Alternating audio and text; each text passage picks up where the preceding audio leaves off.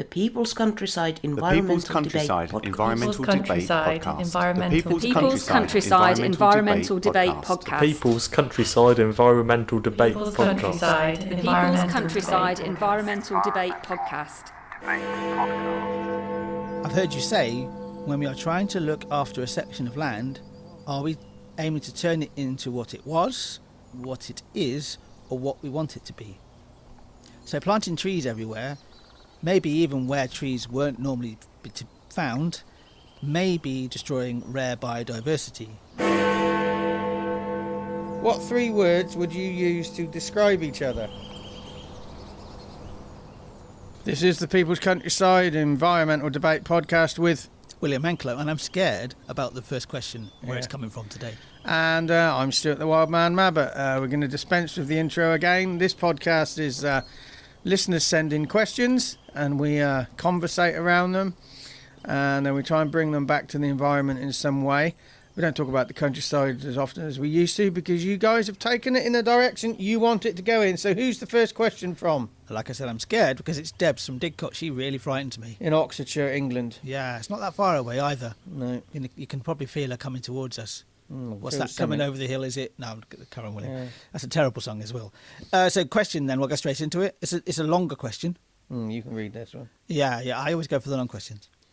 So Debs in Didcot, Oxfordshire, posits this question. I like the word. I wanted to sound sophisticated there. And then he failed. Go on. You often say we are part of nature and not separate from it. To that end, with balance, it's okay for humans to alter land.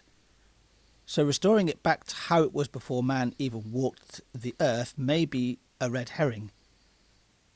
I've heard you say, when we are trying to look after a section of land, are we aiming to turn it into what it was, what it is, or what we want it to be?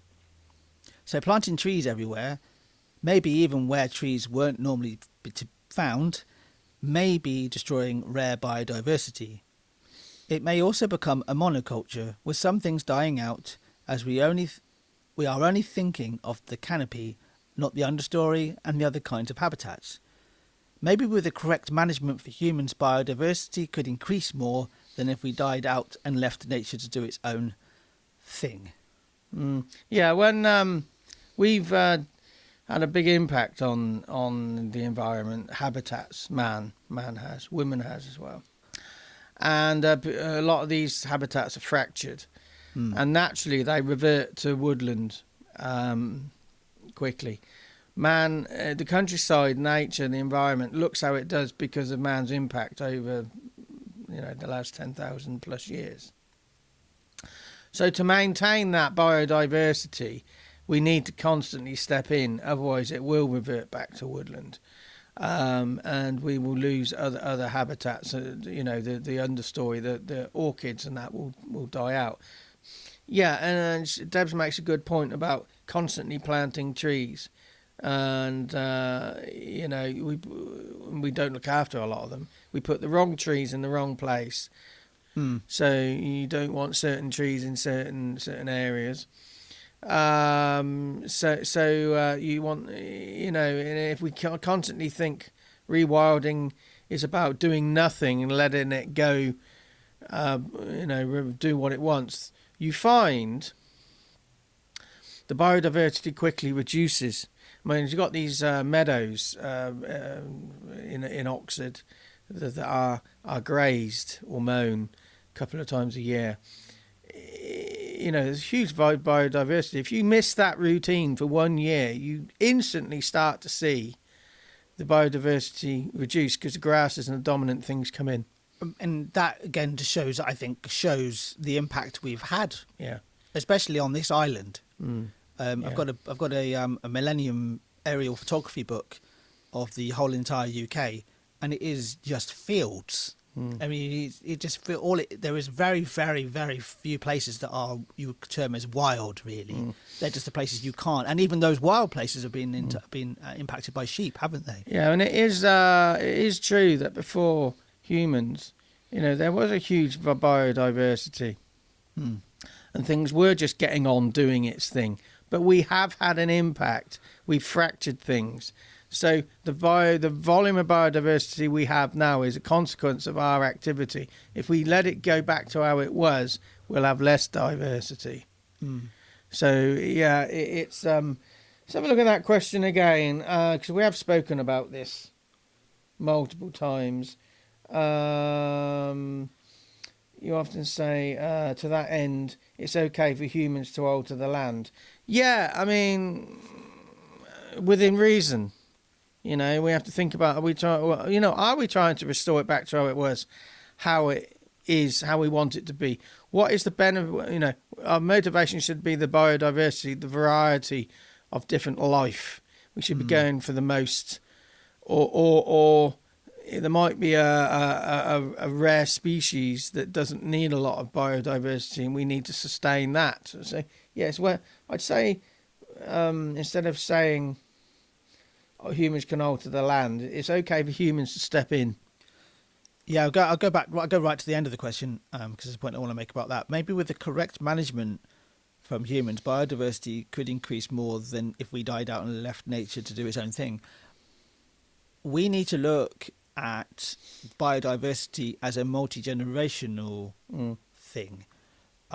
We often want, as humans, we want impact. We want things to be sorted out very quickly, or within a time scale that we can actually see a difference. We talked about, planting trees. So I think planting trees is often a bit of a pat on the back of like, oh look, we're doing something for nature. Yeah. Well, actually, it's not the right choice for that area, and that actual ancient woodland comes from a long, prolonged process over centuries, and sometimes the outcome isn't even ancient woodland. It's something else. It could be scrubland. It could be just any variety of land between grassland and ancient woodland. So I think we need to look at it in a longer multi-generational thing. There is a problem with that, is that communication between generations is often fractured. Yeah, it's fractured within generations. Exactly, yeah, it's fractured within countries, within communities. I was just thinking of like, well, if you think about how the likes of Capability Brown was creating gardens, he never saw the gardens mature. But he knew that there was his vision. Yeah. I think that's what we should be looking at with that. And we have so much impact on the land that we need to manage how increase the biodiversity ourselves. We have the tools. We've created the issue. We are part of nature. You have to remember this. We are part of nature, but we've created this issue, and we do need to step in and help that biodiversity. About the next question then. It's Ray from Sauk Centre in Minnesota. He's back. Ray is also back, yes. And Debs has been multiple questions by now. So Ray in Sauk Centre in Minnesota. It's a very different question and a much shorter one. Do you want to go for this one, Stuart? Yep. Here's a challenge.